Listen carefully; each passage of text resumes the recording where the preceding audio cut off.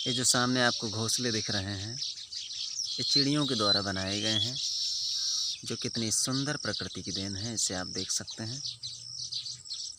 इन छोटी छोटी चिड़ियों के द्वारा घास को बीनकर कितनी सुंदरता पूर्वक अपने घोंसलों को तैयार किया गया है, जो शायद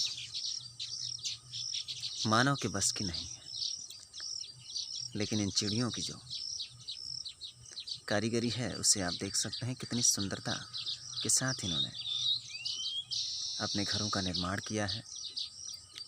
लेकिन चंद लोग ऐसे भी हैं, इन घरों को क्षति पहुंचा देते हैं। ये भी नहीं विचार करते हैं इन चिड़ियों ने कितनी मुश्किल के साथ इन घरों का निर्माण किया है, ताकि इसमें रहकर अपना जीवन यापन कर सकें, अपने बच्चों को जन्म दे सकें।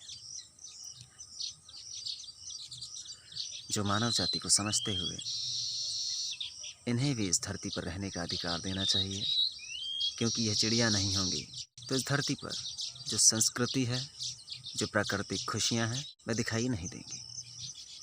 इसलिए इन सब का रहना भी उतना ही आवश्यक है जितना कि मानव जाति का। अभी देख सकते हैं, ये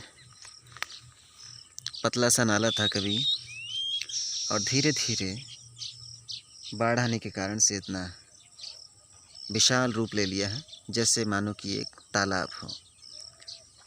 इसमें मछलियाँ भी हैं, एक छोटा सा मगरमच्छ का बच्चा भी है, जो इन मछलियों को शिकार बनाता है। और इसमें जो गौवंश एवं भैंस आदि नहाने के लिए आती हैं, गोबर आदि करते हैं, उसको भी अपना भोजन के रूप में मगरमच्छ ग्रहण कर लेता है। और बच्चों के द्वारा यहाँ पर एक थान का भी निर्माण कराया गया है। वर्षों पहले यहाँ एक बरगद का पेड़ था, जहाँ पर लोग पूजा आदि किया करते थे। उसी को देखते हुए यहाँ पर एक थान का निर्माण किया है बच्चों के द्वारा, उसे भी हम आपको दिखाएंगे। लेकिन यहाँ पर कोई ऐसा संत महात्मा नहीं है जो रहकर पूजा आदि कर सके। अब चलिए हम इधर आपको ऊपर से दिखाने का प्रयास करते हैं, थोड़ा नज़दीक जाकर, क्योंकि हमारे कैमरे की इतनी क्लियरिटी नहीं है, क्योंकि मोबाइल इतना महंगा नहीं है।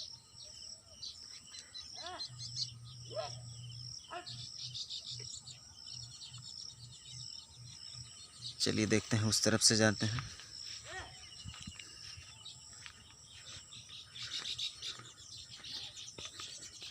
अब ये जो आपको खाली भूमि जो दिख रही है, रास्ता जा रहा है, ये वर्षों से खाली पड़ी है।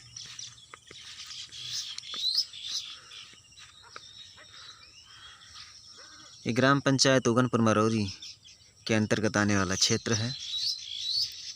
और ये सामने देख रहे हैं पुलिया है जो, और ये जो रास्ता दिख रहा है आपको, ये दौलतपुर हीरा के लिए मार्ग जा रहा है।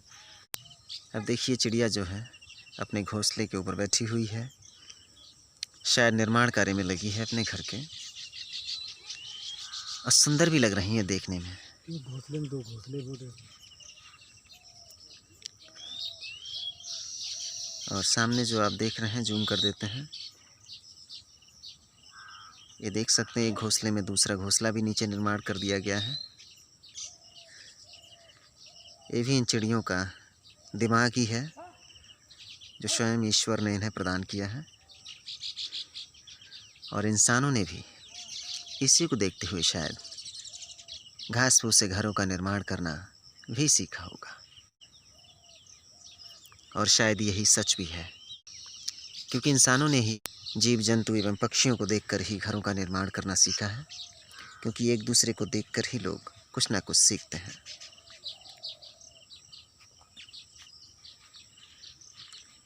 चलिए अब हम थोड़ा इन घोंसलों को बिल्कुल नज़दीक से दिखा दे रहे हैं।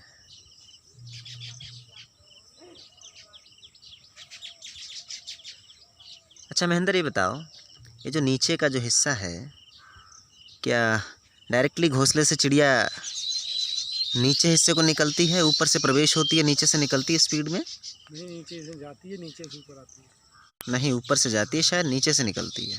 एक ही मुंह है, नीचे ही वाला। अच्छा, नीचे से जाती है, ऊपर से निकलती है, या दोनों साइड से? नहीं, दोनों साइड से नहीं, एक ही। हो सकता है दोनों साइड का प्रयोग करती हूँ।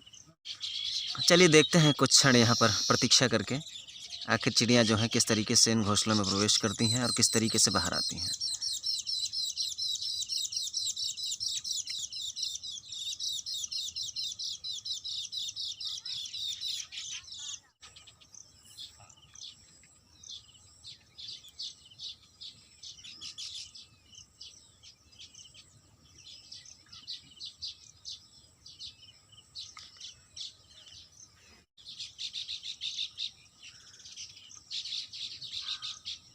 इसमें कई चिड़ियाँ ऐसी हैं जो दिख रही हैं इस समय अपने घरों का निर्माण में लगी हैं।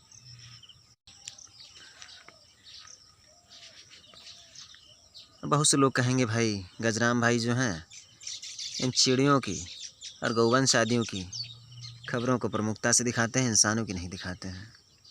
अरे भाई, इंसानों की खबरें भी दिखाते हैं, लेकिन इनको भी उतना ही दिखाना आवश्यक है जितना कि इंसानों की खबरों को दिखाना। अरे भाई, इन सब के बिना भी इंसान अधूरे हैं, इसलिए इनके दर्द को भी हमें दिखाना उतना ही ज़रूरी है जितना कि इंसानों की समस्याओं को दिखाना। अगर इंसान इनकी समस्या को नहीं समझेंगे तो शायद ईश्वर भी हमारी समस्याओं को नहीं समझेगा। अब इस चीज़ को जो समझने वाले हैं वही समझते हैं, और बाकी जिन लोगों की ऊट पटांग सोच है तो वो लोग वैसी प्रतिक्रिया करते हैं। लेकिन हमें लगता है कि इन्हें भी धरती पर रहने का अधिकार है बराबर सम्मान के साथ, तो इसीलिए इनका समर्थन करते हैं और इनसे प्रेम भी करते हैं, जैसा कि अच्छे इंसानों से।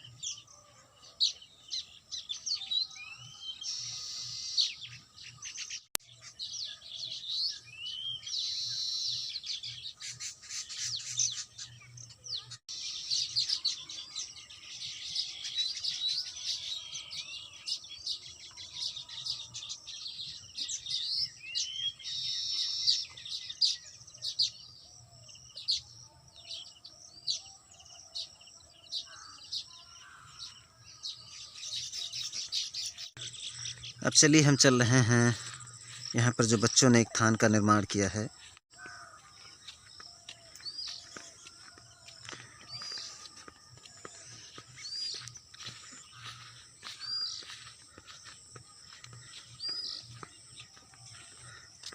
बरगद अथवा पीपल के साथ में एक नीम का वृक्ष भी लगा है, जो तीनों ही वृक्ष एक ही साथ हैं। अब ये जो देख रहे हैं, यहीं पर बच्चों ने थान का निर्माण किया है, जिसमें तरह तरह के वृक्ष आदि भी लगे हैं। आने वाले समय में इस जगह पर वृक्षों को कम किया जाएगा, क्योंकि अधिक वृक्ष होने पर यह स्थान बिल्कुल जंगल की तरह हो जाएगा। अब ये जो वृक्ष देख रहे हैं, इसमें 3 पेड़ हैं, नीम है, पीपल है और बरगद है।